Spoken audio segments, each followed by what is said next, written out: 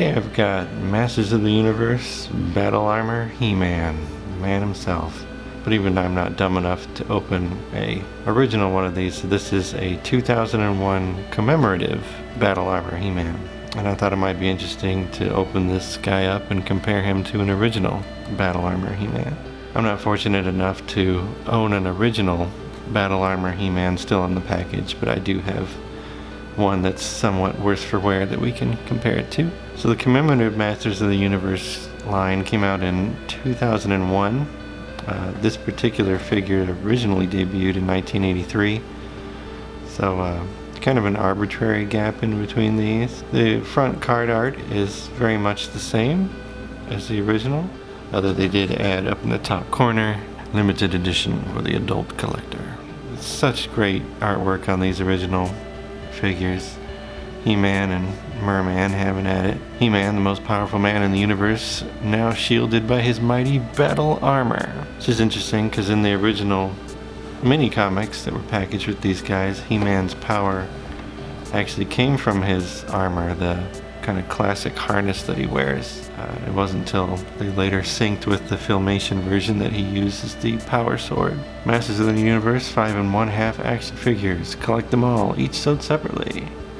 And the action feature that this guy has is the rolling spring-loaded drum in his chest that has various levels of damage.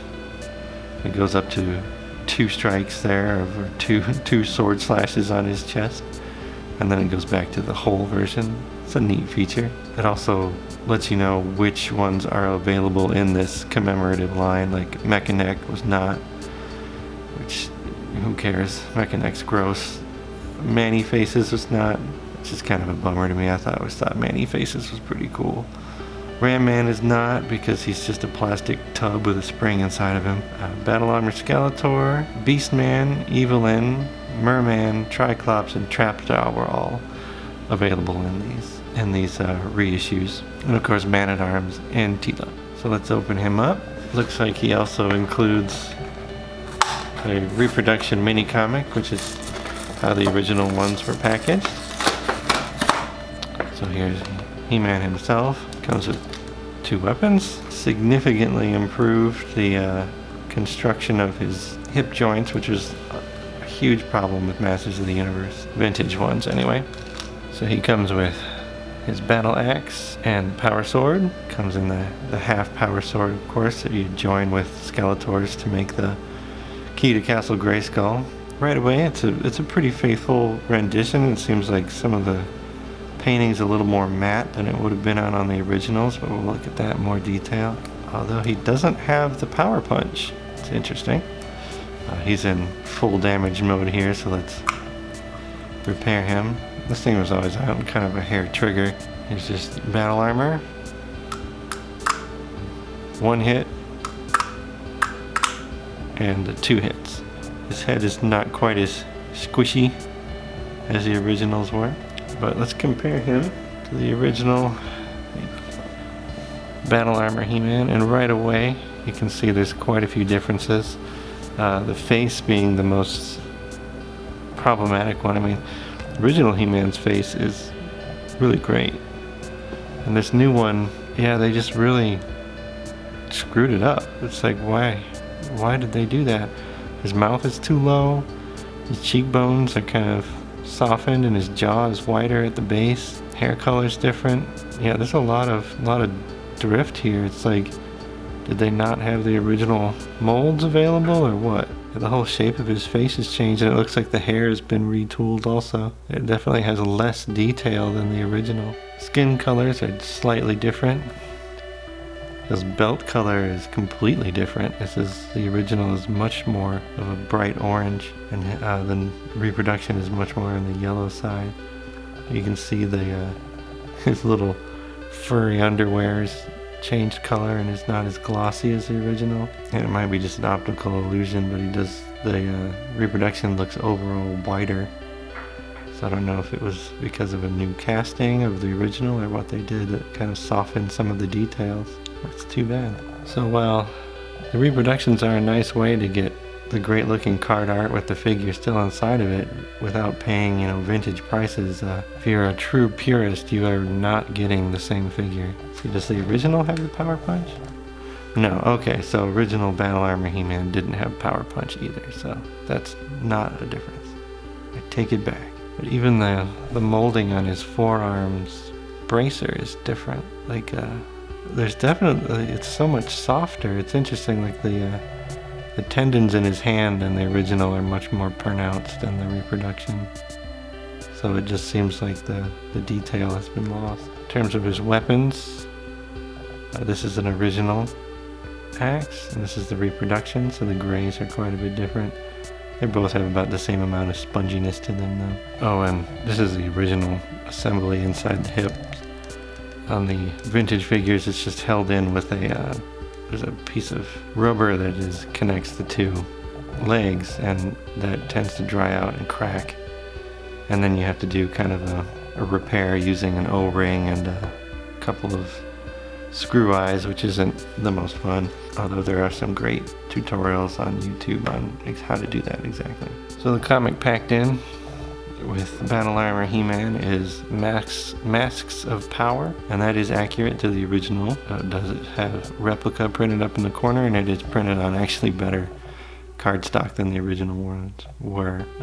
So on the cover we've got He-Man and Fisto brutalizing some random demons here, and you can see how the power sword is modeled much more after the toy version with the cross guard here. The printing actually looks a little worse on the inside. The colors are definitely muted. The legendary planet of Eternia holds many secrets, and one of Prince Adam's hobbies is uncovering the mysteries of ancient ruins. Look, Fisto, the mystic masks of power. Whoever wears them gains tremendous strength to use for good or evil.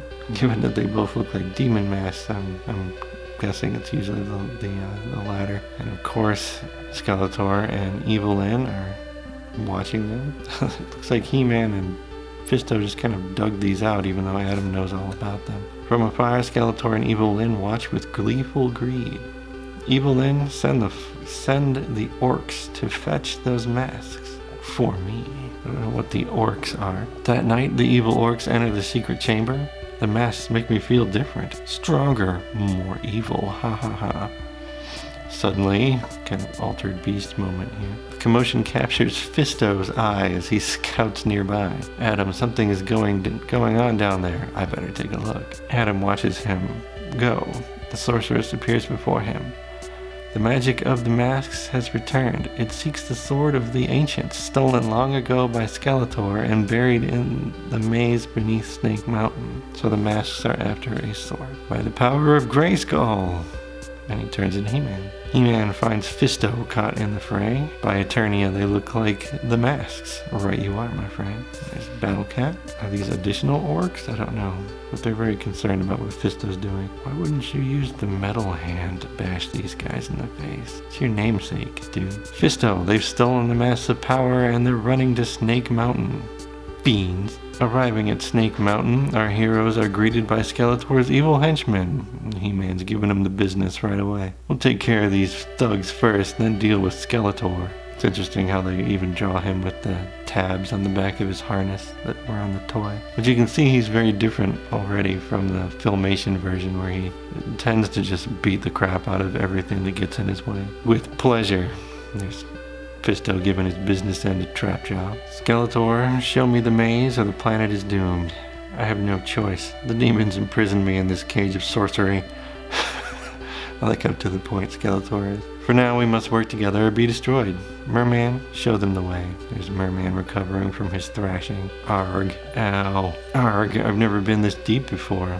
That's what she said. Well, someone's been here before us. The demons.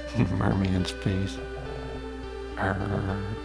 I'll make short work of them. Say no negotiating with comic book He-Man. Not against this veil of evil. So they've thrown up some kind of energy shield. More sorceress telepathy over the Kodak. He-Man, there's an underwater entrance. Merman, we're going underwater. My territory at last. So they all dive in. Sure the guy with the metal fist won't sink right to the bottom. Merman, you fool! Call off the beast and let He-Man lead you to the sword. Back, back! I, Merman, ruler of the deep, command you. They're being tormented by a large octopus thing. Suddenly they're on land again. The beast gone, He-Man leads the others ashore. The sword of the ancients, but it's buried in that quartz rock. No one can remove it. Well, there it's drawn just exactly like the sword of power, which He-Man transformed with not but a few pages ago. Quick, before he gets the sword. Not quick enough, foul demon. You'll never have it. Just try to stop us. He-Man again punching a guy. I mean, he's thrown more punches in this short comic than he did in probably several episodes of the cartoon. It won't move, it's impossible. We'll see about that. Stand aside. Only the brave, wise, and just shall wield the sword of the ancients. Arg. Man, Merman's been arguing on just about every page. He pulls it out as if it were nothing. That's what she said. Attack the sword. Dreaded demons, meet your doom. So, the comics weren't really terribly concerned with continuity. Our masts destroyed. The whack. That's some precision sword work there. He just slashed the masts right off their heads. And they turn back into their original orc forms here. No, back to your miserable master. He-Man's collected the masks. Aha, He-Man, you return. You see, we can work together. Release me and we shall rule together. We shall rule Eternia together. Eternia is safer with you trapped in that cage, Skeletor. Wait, you can't do this to me. Well, He-Man just double-crossed him. You'd think He-Man would have let him out of the cage, but mini-comics He-Man is much more of a pragmatist. With Skeletor securing his cage, He-Man and Fisto make their way to the Mystic Mountains. Time to return the Sword of the Ancients to its rightful place. Har, well done, He-Man. So they plant the sword back in the ground. I guess it's going back to its quartz, I don't know. There's even a rainbow. What a happy day. And the back is just more of the art. You can tell it's not been printed terribly well.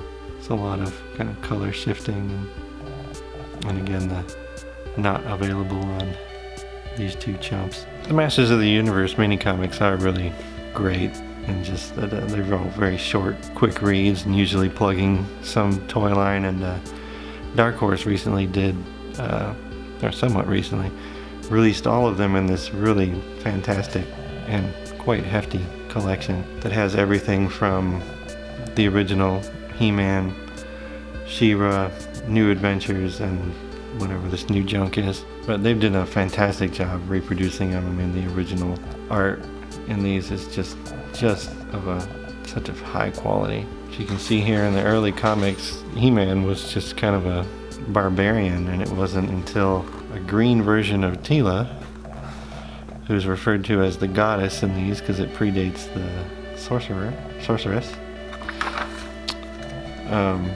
He saved her from some kind of large beast, and she gave him the guarded costumes and weapons she gives him these weapons to defend Grayskull. So she gave him some boots, a shirt, and some miscellaneous weapons, as well as battle ram and things like that, to this random buff dude in a loincloth, which enabled him to punch holes in mountains and thrash Skeletor and all that stuff. Which is interesting because, I mean, this is straight up Teela.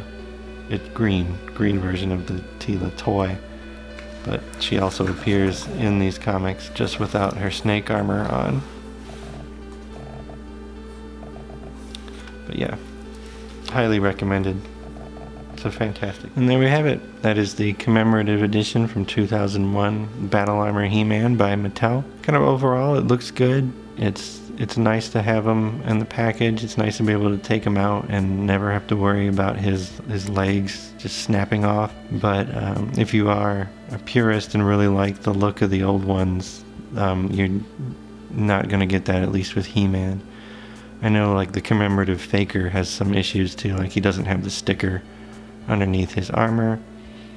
I have several of the commemorative ones, and I do think that the villains overall look much better, but there is a lot of color drift, and so, you know, like I said, if you're a hardcore Motu purist, then collecting the commemorative ones is a much cheaper route, but you are making some concessions. Masters of the Universe, one of the greats. And as always, thank you very much for watching.